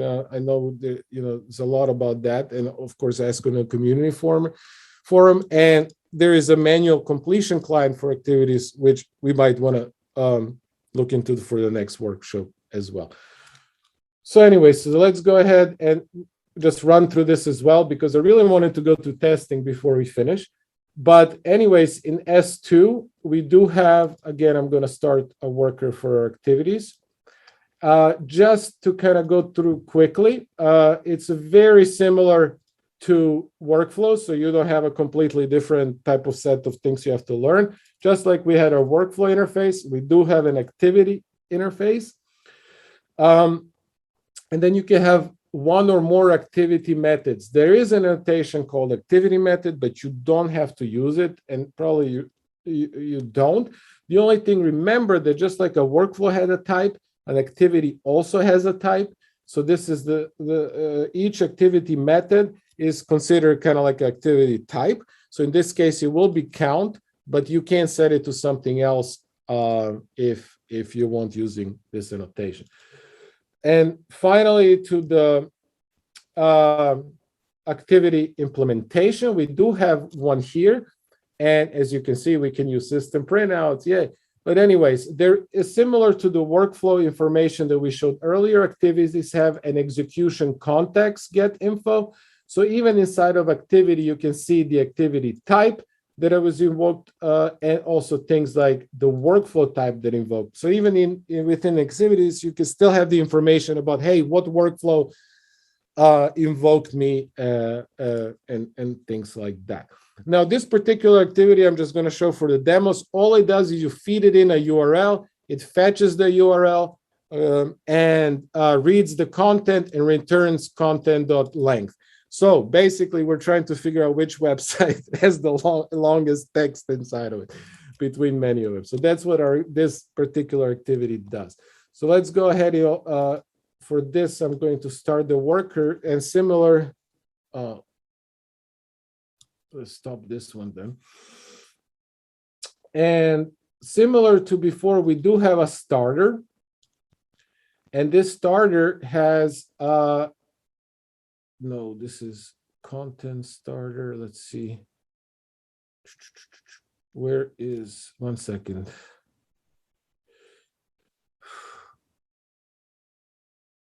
I'm just looking here for a second. All right. Oh, okay. Anyway, so this is the first method. So we only have domain specific. So in here, what we're going to do is execute our workflow. So let's look at our workflow implementation, actually. That's the one I'm looking for, sorry. So in our workflow now, the first thing we're going to do is invoke our activity and wait for its results. Again, that can be done using the similar to what we've seen on the client using a client stub. But in this case, what we're doing is actually creating a workflow stub inside of workflow code. Remember, you can't use client API inside of workflow code, so you can invoke here a client a stub, but you can actually get workflow.newActivity stub to create it there. In your activities, one thing I failed to mention is you can here also, just like we did in our starters, when we did all the different client API methods, inside of your activities, you can call the Temporal SDK client API. So here again, you can use like client.new workflow stub, new untyped workflow. So everything that we do in this starter things, you can actually do in activities as well.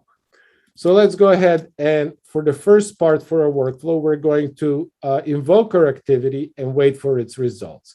So what we're going to do is we're going to invoke, go ahead and run the starter.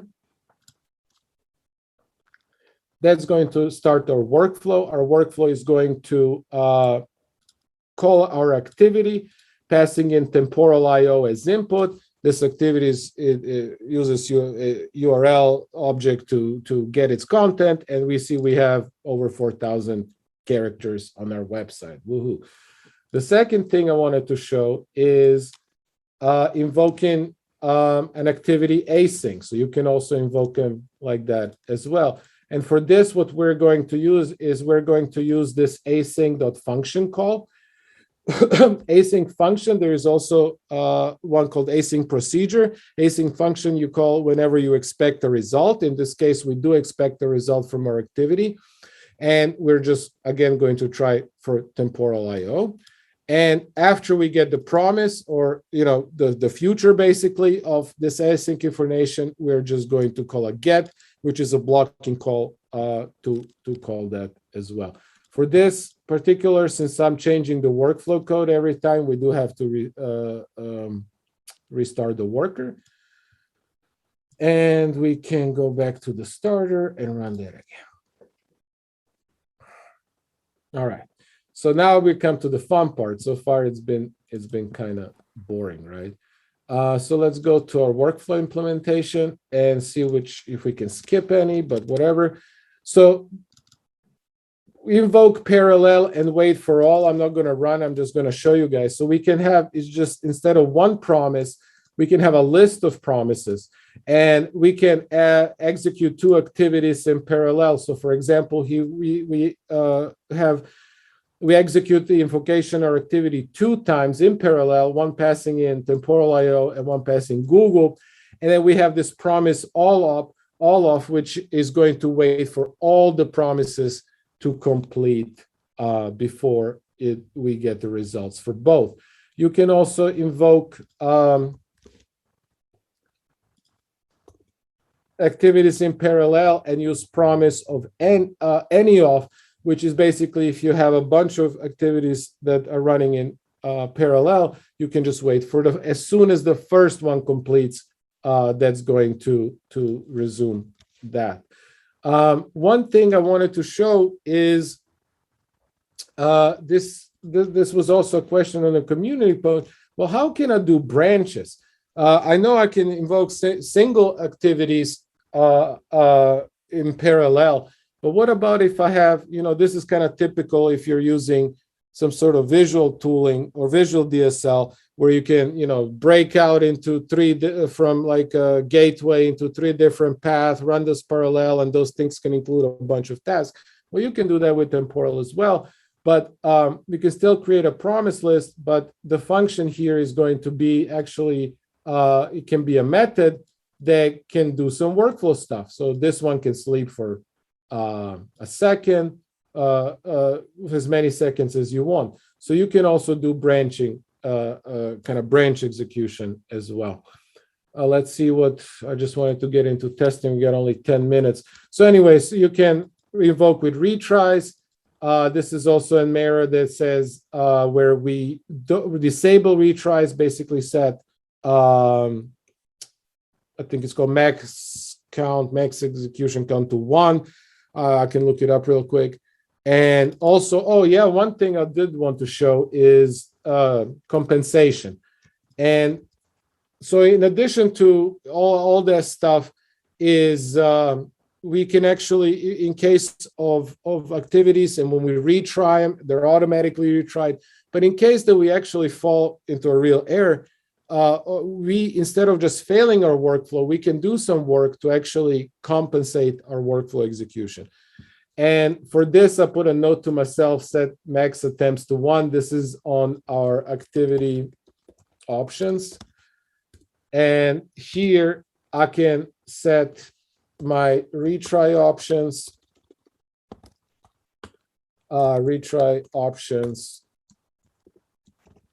dot new builder, dot build. I'm typing.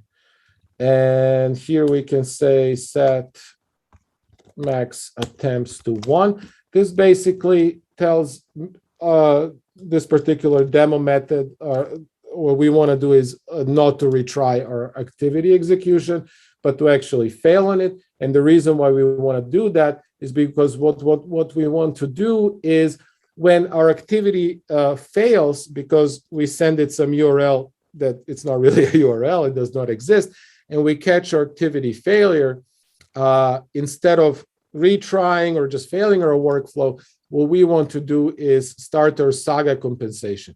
And this has to deal with, compensation is about recovering from failure. It is manually triggered, so it's not something that happens automatically. We do have to provide a Saga object for that. But one thing I've never seen before that Temporal does, which is really cool, it actually allows parallel compensation. So if you add to the Saga object multiple compensation methods, they would, if you set this to true, they will be actually ran in parallel. Now, the default, which is false, is they run in backwards order. So if we define 2 Saga things that we want to compensate, it will first run the last one. So first we should see this print, and then the second one is this. So it runs in backwards order of how it is defined.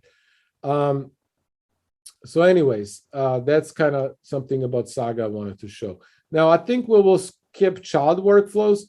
I will just, for the sake of, go ahead. Let's take a few questions before you move on to the last part. Sanita asks, what is the difference between workflow options and workflow implementation options? I think there is workflow implementation options are set. Let me see.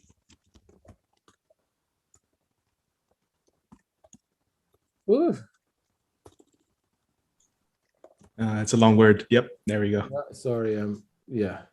All right. So the first thing is that workflow implementation workflow options are kind of like on your client. You also have child workflow options that you can define for child workflows. One of the cool things about workflow implementation option is, number one, you set them, you define them when on your workers. I mean, when you register your workflows with your workers. And you can do things like, for example, set fail workflow exception types. Now, these are options that are basically for all of the instances of this particular workflow that's registered with this particular worker. One cool thing that you can do is you can set activity options in the worker up front. If we looked, for example, at our workflow implementations when we dealt with activities, you have seen that inside of our workflow method, we had to deal with set our activity options. Now, if we have a ton of activities, this can become lines and lines of code, right?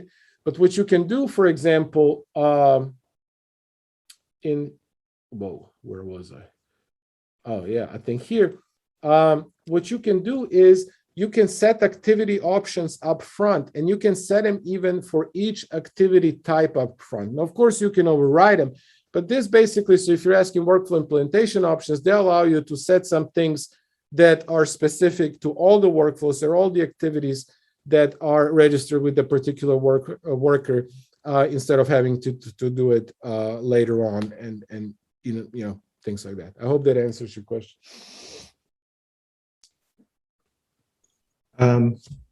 Yeah, and hopefully we can make that clear in the docs as well. And then Heringer asks, in your workflow interface code, there's a comment in signal method that states that it is not a good idea to start an activity in the signal method. Why? Yes. So as we talked about, is signal methods are part of the workflow event history. And so you can, inside of a signal method, called an activity, start a child workflow, things like that. The idea why it's not is because of the way temporal does error handling. There is a set number of basically error types. And it is, long story short, it's much easier to handle errors inside of a workflow than it is inside of a signal handler. And for anything else, I would really ask Maxime that question, because he would know that. But that's kind of like my understanding, basically, that it's a lot, the rules that apply to handling errors inside a workflow definition can easily be broken or behave different than what you expect inside of signal handling code. I hope that helps. I think usually when it comes to signals, like just assume you get like 1,000 of them randomly, and then is your intention to start them one-to-one with your activity? Often it's no. Often you want to block elsewhere on some condition using workflow.wait, and then use the signal to make that condition come true.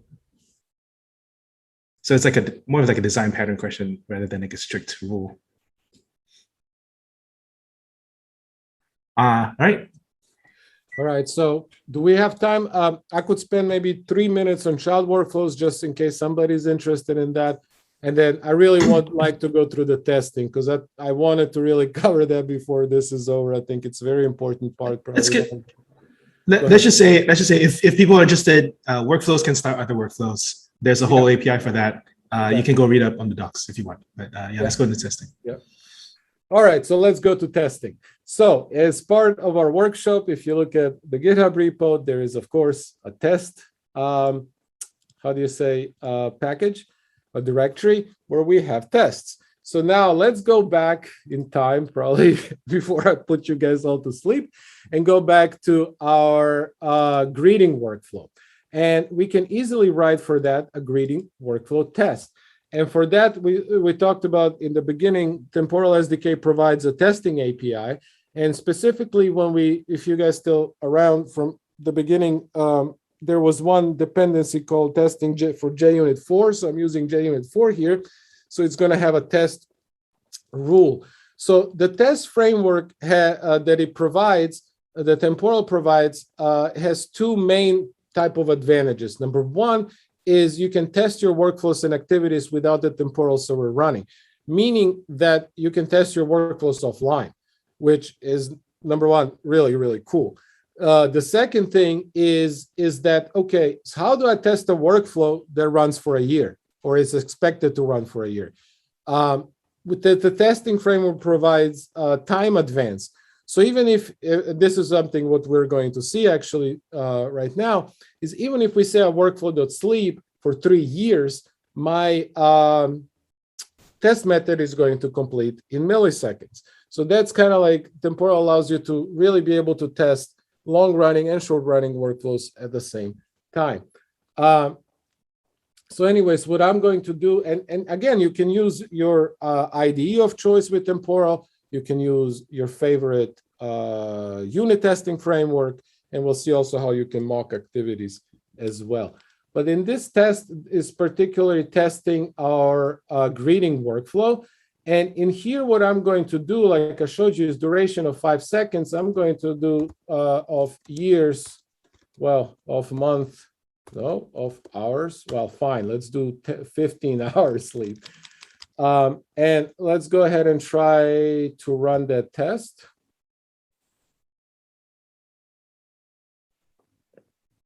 And if you see, did it take, I don't think it took 15 hours to run it. So the time advance of the testing framework has triggered in, and we were able to run this test ourselves. So the next thing I wanted to show regarding testing is in the source test Java S2, which corresponds to our activities. We can apply the same test rules and the same testing framework to test real activities, meaning that we can register the real activity, what you call that, instance with our test environment and run that. But you can use your mocking framework. You can actually mock activities. And a lot of times, since our activities are the ones that interact with third-party system services, there might be a cost associated with that. You want to be able to test your workflows without, how do you say, maybe, triggering those real services. You can actually mock them. And here we actually can mock our activity and say, okay, when activity is count of any input, we just return some particular info that we want to do. Now, one thing I forgot to mention with temporal is you have the temporal test test environment, which you can do to test, for example, workflows and mock activities. But you can actually, it also provides a test environment for activities where you can isolate activities and unit test them as well. All right. So, for example, if you want to test your activity without it being invoked from a workflow, you can also do that as well. Another thing that you can do, and if you guys don't mind me just doing this real quick, is we can actually debug workflows as well. What that means is we can go to our greeting workflow implementation. I already have it set here. I've set a debug point after 15 hours to right before my workflow is going to return. So in my test, one important thing that you have to do when you do debugging, though, is make sure that you set, I don't have it set. So, of course, let me check the docs. Yeah. Testing, because this is so cool. We're going to set the environmental variable temporal debug to true. I think this is how it works in this IDE. Yeah, and let's set it to true. Okay, apply. Okay. All right. So now when I actually debug this, I should be able to hit that endpoint. All right. So I'm here in my workflow execution, and I can start doing my thing and do stuff like that. And the last thing about testing that I think is really, really cool is replay. So one thing that I can do is not only test and debug my workflows in my local environment, I can go to my production temporal server, see one of the workflows that, for example, has completed. I can get its JSON history and get it from TCTL. And also I show you here, I think in here, there is a command to get the JSON workflow history given workflow ID and workflow run ID and get the JSON from that. And once here is, for example, one JSON that includes event history. And I can actually, in my test, replay a production workflow locally without temporal server even running, right?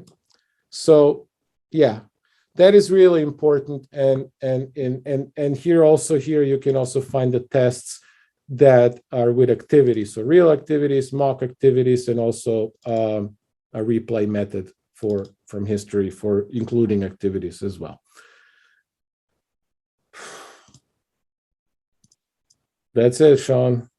We managed. Wow. 5 minutes over. Wow. I love that you included testing. This is the first time I think we included testing on some of these intros, and I know that you're a big fan of how this works.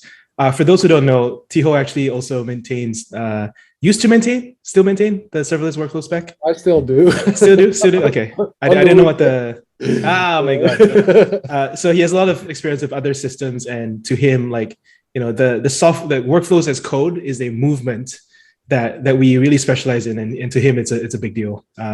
So I really like to see that ways in which we stand out compared to other systems that you just cannot replicate. Awesome. Any last questions from people who I don't know how you stayed through the whole thing, but we're really grateful. We're here for you. This is a live session, but this is hopefully a really comprehensive intro to everything that we think you should know about Temporal. And of course, there's a lot more. We have like 30 something features, and there's a lot of questions as to how to scale it, how to configure it if you're self-hosting. If you want to join Temporal Cloud, we can also have that discussion. But otherwise, thank you for joining. I guess, and thank you, Tiho. It's really great. Yeah, Ryan says, this is great. I picked up some great new things to take back to our deployment. So, wow, love that. Love that. Yeah, I mean, and this is the first Java workshop. We probably will do this, once every few months, and then cycle with the other languages, and hopefully just create a really good onboarding experience for people. So if you have your coworkers who are interested in learning more, we'll be uploading the video of this to YouTube, so you can sign up on temporal.io/YouTube. And otherwise, have a nice day. All right, see you.